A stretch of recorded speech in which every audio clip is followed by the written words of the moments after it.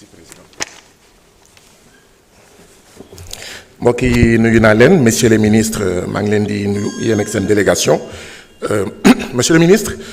dafa am ay enseignants yu nekk Ziguinchor yoo xam ne dañoo am ay prêt DMC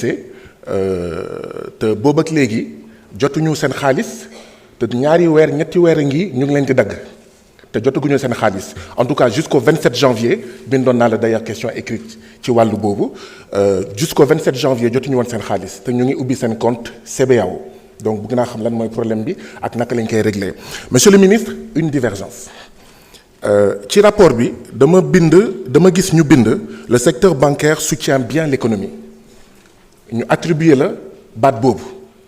bi ñu la joxee parole rectifié woo ko mais monsieur le ministre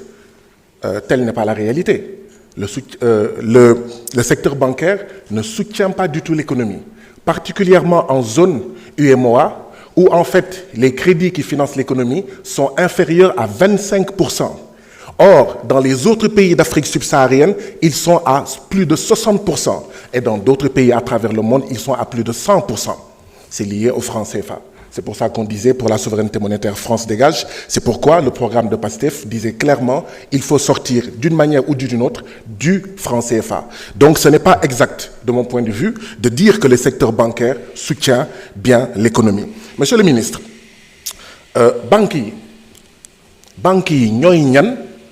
ba soo duggee ci banques yi boo leen abbee bic dañuy jël buum takk ko ci bic bi banques yi ñooy ñan ba BCEAO bu waxee ne y a 19 mesures de gratuité dont la clôture des comptes banques yi ne ñoom duñ ko respecté banques yi ñooy ñan ñu ngi sonnal citoyens yi di jaay doole citoyens yi ñu am yaakaar ci yow ak ci gouvernement le premier ministre Ousmane Sonko et le président Bassirou Diomaye Diakhar Faye pour que ñu jubbantil le secteur bancaire ñu ngi sonnal 19 mesures de gratuité banques yi bëgguñu ci respecter rien ou presque monsieur le ministre banques yi ñooy ñan ba bu ñu waxee ne les épargnes doivent être rémunérées à 3,5% yenn banques yi di appliquer des taux inférieurs yenn banques yi sax di lànk di wax ñi fa ubbi compte d'ailleurs sax dem leen ubbi compte courant ngeen def fa seen épargne banques yi ñooy ñan il faut que ñu jubbanti banques yi monsieur le ministre foog naa ne bu amee décision de justice boo xam ne dafa condamner banque à ce que ñu def saisie attribution banque warul dem nëbbatu ginnaaw BCEAO pour que BCEAO ne kenn du jot ci comptam ndaxte yenn saay d'accord day am ay décision de justice yuy naan il faut que ñu saisir compte il faut que ñu dem jëli xaalis donc monsieur le ministre bëgg naa ci am sa gis-gis bëgg naa ci am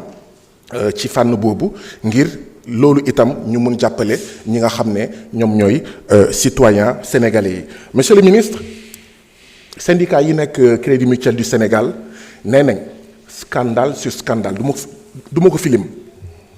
coow bu toll ni màggal Touba depuis ay at ñu war a jubanti loo ci xalaat gouvernement bi lan la ci nar a def monsieur le ministre liggéeykatu FERA des mois d'arriérés de salaire les volontaires du service civique national des mois d'arriérés de salaire li nga nekk ministre bu yore koppar yi moo tax ma la koy laaj monsieur le ministre naka la ñuy fexee ba fay ñooñu ndaxte sonn nañu ay ndaw lañu te ñu ngi góorgóorlu ay weer a ngi ay at a ngi monsieur le ministre lii yëpp nag day rek justifier li nga xam ne moom mooy lii gouvernement bi jël comme dogal la reddition des comptes depuis tey ci suba ñu ngi wax koppar maa ngi wax mbiru koppar ñu ngi wax koppar pour béykat yi ndaxte gisuñu xaalis ndax dañ fi fekk situation boo xam ne bu lëj ñi koy bañ a dégg président Macky Sall ak ñi mu àndaloon sàcc alalu réew mi il faut de manière intransigeante waaw sàcc dinañ ko fàttali askan wi dinañ xeex ngir jubanti waaye dinañ fàttali lan moo tax affaire bi lëcc monsieur le ministre nous soutenons mais vraiment de manière énergique jubanti bi la reddition des comptes ngir ñoom ñu goxi xaalis bi ñu sàcc te mu war a dugg ci askanu Sénégal. Je vous remercie. Jërëjëf honorable Guy Marius Sagna. Honorable Alioune Ndao, vous avez la parole. Ibrahima Mbodj, mën nga waajal.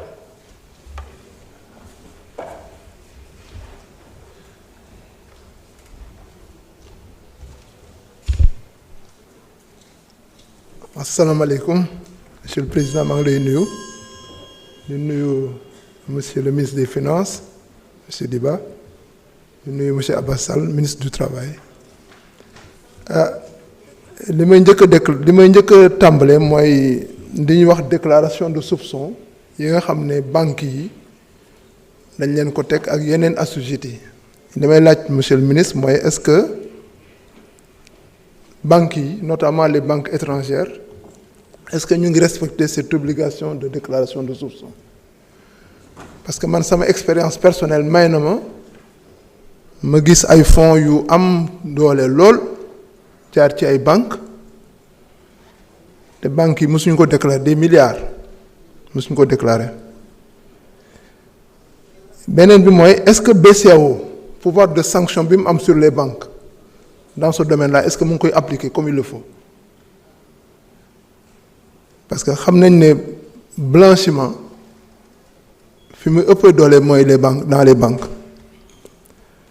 donc li may laaj mooy est-ce que BCEAO su amee un assujetti notamment une banque importante une banque étrangère bu respecté wul son obligation de déclaration de soupçon est-ce que sanction yi ñu war a jël nañ ko jël à l'endroit de cette banque-là beneen bi mooy le problème des coffres-forts dans les banques ci li ma xam sama expérience l'accès au coffre-fort dans les banques est libre c'est-à-dire que yow su fekkee da nga louer coffre-fort di bëgg a dem ci coffre-fort bi agent bi nga xam ne moo yore lieu bi ci bunt bi ngeen di taxawloo moom day taxaw ci bunt bi bàyyi la nga dugg yow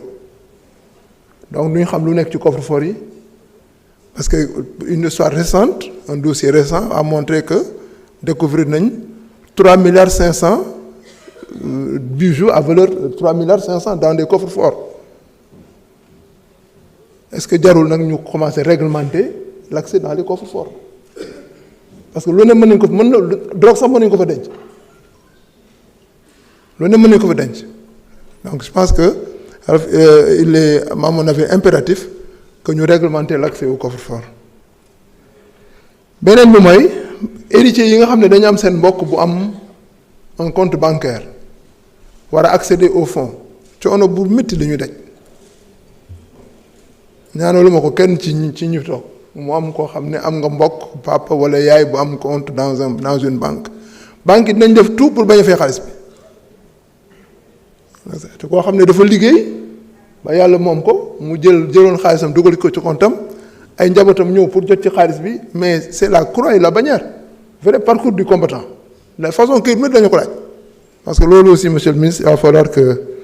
nga jëm ci xool tuuti beneen bi mooy dañoo déggoon temps yi que EG la Société Générale des Banques dafay commencer di retirer wu dans certains pays de la sous-région li may laaj mooy est-ce que le Sénégal est concerné et si c'est le cas est-ce que vous avez prévu des mesures pour protéger les clients en sachant que la EG a des millions de clients est-ce que duñu xëy rek bàyyi gën rek dem seen yoon noonu bàyyi clients yi dans des situations difficiles beneen questionnement bi mooy la souveraineté monétaire bi ñuy wax est-ce que c'est compatible avec le fait que les grandes banques qui sont au Sénégal sont détenues par des étrangers et comment comptez-vous vraiment parvenir à cette souveraineté monétaire étant entendu que les plus grandes banques de ce pays sont détenues par des étrangers? Merci.